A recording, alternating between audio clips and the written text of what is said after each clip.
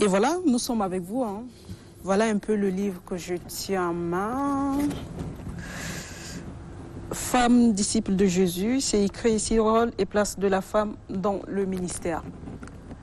C'est notre semaine et puis on vous retrouve ici. De quoi parle exactement ce livre? Le livre est parti donc d'un constat.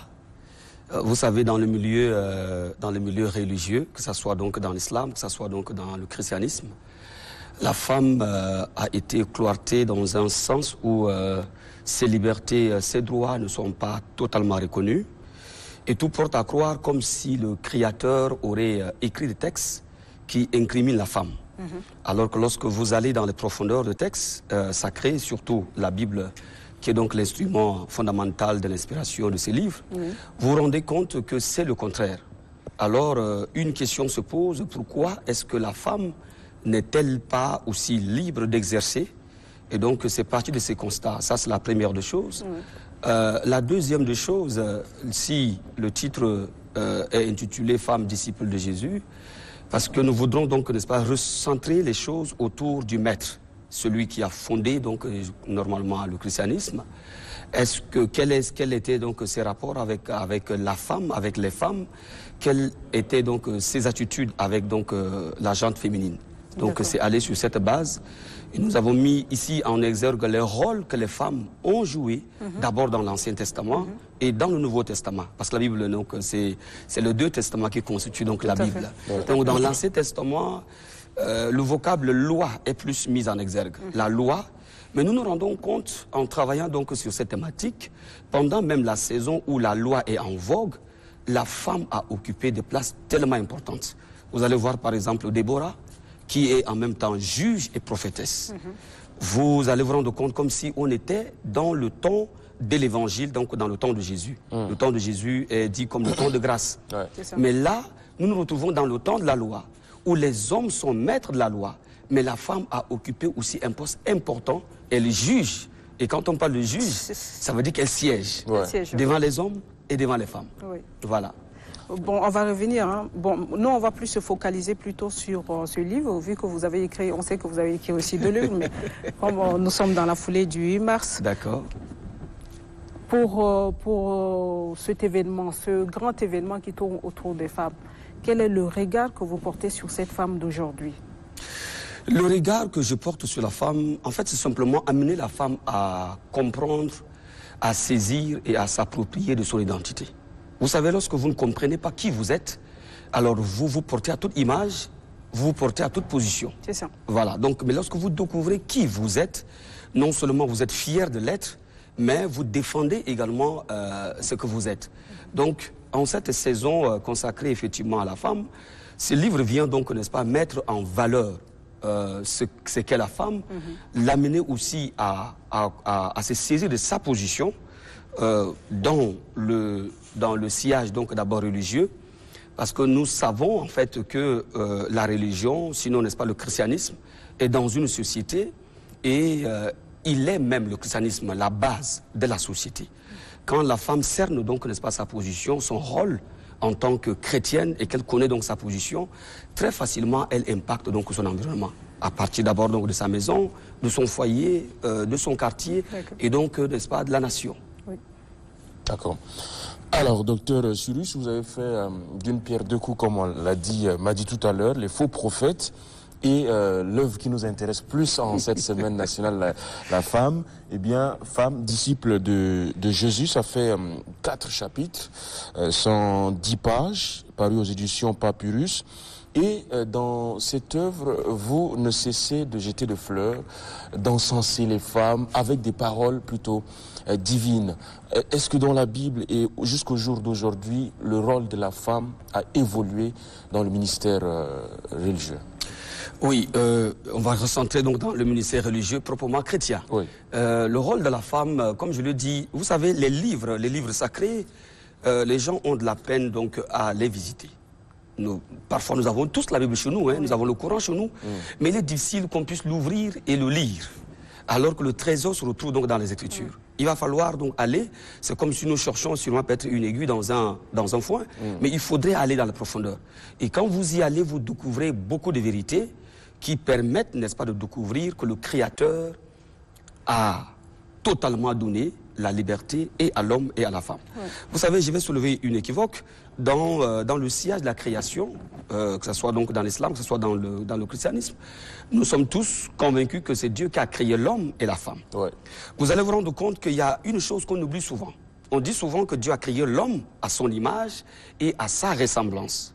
Mais dans le même texte-là, quand vous continuez pour la fin, il va conclure en disant il créa l'homme et la femme à son image. Ouais. Donc ce n'est pas seulement l'homme qui a été créé à l'image de Dieu, mais la femme aussi. Okay. Alors pourquoi est-ce que toujours on a tendance à dire que c'est d'abord l'homme qui a été créé à l'image de Dieu et la femme est venue après? Or, dans le même texte-là, la conclusion dit il créa l'homme et la femme à son image. Ça, c'est d'abord donc ce qu'il faut évoquer. Je ne jette pas de fleurs sur la femme. Je suis en train simplement d'amener la femme à découvrir qu'est-ce que le Créateur dit d'elle. Qu'est-ce que le Créateur pense d'elle. Vous savez, le concepteur est le mieux situé pour nous dire comment est-ce qu'on peut gérer l'élément conçu. Ouais. Et le concepteur de l'homme, le concepteur donc, n'est-ce pas, de la femme, c'est Dieu. Et si Dieu dit quelque chose concernant donc, ce qu'il a créé, il va falloir donc aller donc le puiser. Ouais. C'est dans ce sens-là. Donc, je ne suis pas en train de donner, comme je l'ai dit, je pense, lors de la conférence de presse, je le dis que je ne suis pas en train d'apporter une nouvelle doctrine. Je suis en train simplement d'amener le peuple de Dieu à revisiter la Bible et surtout à revoir le rôle de la femme tel que Dieu l'avait établi. Alors, pour maître Jacqueline Modena, qui a préfacé ce livre, une grande dame qui n'est plus à présenter, elle dit le rôle de la femme, c'est de ne pas être l'égal de l'homme, mais plutôt elle parle en termes de complémentarité. Ouais. Est-ce que selon la religion, le christianisme, la femme peut être l'égale de l'homme? Vous savez, je vais partir d'une petite chose, c'est que est-ce que les enfants sont égaux aux parents? Vous savez, lorsque nous plaçons donc, n'est-ce pas, cette thématique d'égalité, ça cause problème. Ça cause problème automatiquement. Ouais. Les enfants, c'est ce qu'on revendique à 8 mars. Oui, mais là, en fait, le siège, il est totalement établi. Hein. Il est établi. Lorsque nous parlons donc d'égalité, même les femmes consentent avec nous, c'est l'égalité de liberté, l'égalité de droit. Ça, c'est autre chose. Oui. Mais ici, je pense que cette grande dame, d'abord, pour la première histoire, je suis allé vers elle pour avoir le regard d'une juriste. Ouais. Parce que c'est une défenseuse, pas de droit de l'homme, homme avec grange, donc homme et femme. Ouais. J'étais surpris que le regard, en fait, le feedback que j'avais reçu, c'est purement pastoral. J'étais tellement surpris. Parce que j'étais allé vers elle pour dire qu'est-ce qu'elle pense. Parce que le plus souvent, lorsque quelqu'un fait du droit et tout, on pense comme si automatiquement il y a un déni de la parole de Dieu qui s'est installé. Et cette dame nous a tellement surpris, tellement imbibée dans les droits de l'homme, mais elle est restée dans sa racine en tant que chrétienne. Et lorsqu'elle dit qu'elle ne revendique pas ici la légalité de l'homme et de la femme, et surtout elle va dire aussi que la femme connaît déjà sa position. Ce sont souvent les hommes qui, dans la maison, qui, dans la société, disent « je suis le chef ». Et donc, si l'homme dit « je suis le chef », ça veut dire que l'homme est en train de revendiquer sa position. La femme connaît déjà sa position. C'était un peu donc ce qu'elle avait dit. La complémentarité, parce qu'en réalité, les hommes, en fait, l'homme créé n'était pas totalement disposé à accomplir la tâche. Raison pour laquelle dans les écrits donc, saints, dans la Bible, le Seigneur dit clairement qu'il faudrait qu'on lui crée une aide. La femme, même le mot Ève, c'est une aide. Donc la femme vient en complémentarité. Ça veut dire que l'homme sans la femme, il ne peut pas aboutir aux objectifs fixés par Dieu. Et donc la femme vient en aide. Et vous savez, lorsque vous appelez quelqu'un en aide, vous êtes sûr de sa capacité. Vous êtes sûr de sa force. Sinon, vous ne pouvez pas appeler, vous ne pouvez pas prendre un poids de 50 kilos et vous appelez un enfant de 10 kilos pour venir vous aider. Donc, ça veut dire que la femme a toutes les capacités pour venir soutenir l'homme à accomplir la tâche que le Seigneur lui a confiée. Raison pour laquelle on parle de la complémentarité. Mais si nous nous fixons sur la base, donc, n'est-ce pas, de nos droits et tout, la femme a les mêmes droits que l'homme. Parce qu'elle va aussi à l'école. Aujourd'hui, à l'église, pasteur, vous êtes révérend pasteur. À l'église, est-ce que les femmes font les mêmes tâches que les hommes? jusqu'au plus haut sommet de l'Église. Aujourd'hui, effectivement, lorsque, par exemple, je soulève l'aspect de la prophétesse Anne, par exemple, de la prophétesse, par exemple, Déborah, je voudrais ici, or, le rôle de prophète a été toujours orienté vers l'homme. C'est l'homme qui est le prophète. Mais c'est comme si on aurait commis une erreur, mais on retrouve donc, n'est-ce pas, une prophétesse dans l'ancien temps, où elle siège devant les hommes, où elle donne les oracles de l'Éternel, où ce n'est que les hommes qui sont habilités à écouter Dieu et à venir donc, n'est-ce pas, transmettre. Mais là, c'est la femme qui écoute Dieu et c'est elle qui vient transmettre aux hommes, et surtout aux rois. C'est elle qui oriente même les rois dans leurs décisions. Donc, en revenant dans le temps de l'Église, c'est-à-dire que dans le temps de l'Évangile, vous savez, la Bible, elle est teintée, n'est-ce pas, de beaucoup de cultures. Beaucoup de cultures, et surtout la culture donc, asiatique et tout. Les femmes ne sont pas le plus souvent comptées. Vous allez vous rendre compte que, par exemple, quand le Seigneur Jésus permet à toute une foule de manger à sa faim, tandis que l'histoire de ces miracles de pain, on compte les hommes, mais on dit les femmes et les enfants. Mais on ne donne pas le nombre des femmes et des enfants. Bon, ça peut toucher un peu, ça peut parfois choquer les femmes, c'est réduisant. C'est la culture. Maintenant, à l'église de nos jours, est-ce que la femme ne peut-elle pas prier? Est-ce que la femme ne peut-elle pas exhorter? Est-ce que la femme ne peut-elle pas enseigner? Vous voyez un peu? Ça, ce sont des questions fondamentales que j'ai posées dans le document et que j'ai apporté des réponses. Maintenant, dans le ministère pastoral, nous avons l'étude des milieux.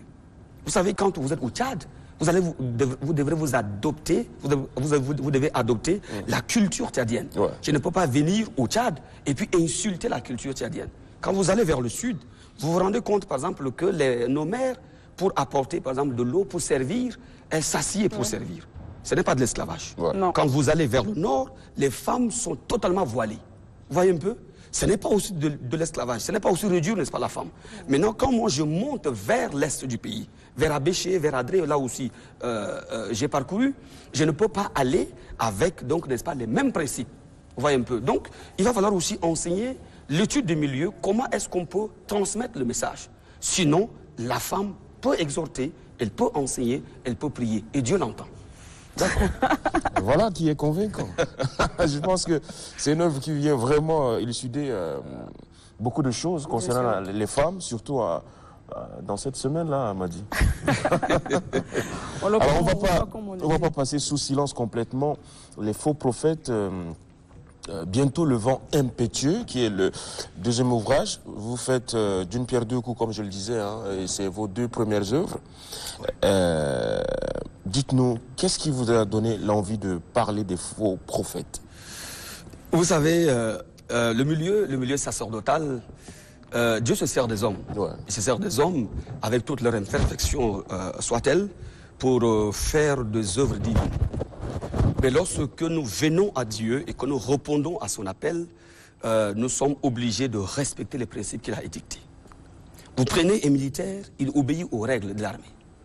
Vous prenez un médecin, il est soumis à la doctrine donc, de la médecine et il obéit à l'éthique, n'est-ce pas, de l'Hippocrate. Vous prenez un pasteur, il doit obéir aux principes édictés par la Bible. Nous nous rendons compte que dans ces milieux, qui devrait être un milieu qui assainit, parce que nous apportons, nous communiquons la justice, nous communiquons la paix, nous nous rendons compte qu'il y a eu beaucoup des usurpateurs, des intrus, des gens qui ne sont pas appelés, mais qui se sont appelés, des gens qui s'autoproclament par des titres, simplement dans le but, n'est-ce pas, d'avoir la satisfaction des besoins vitaux.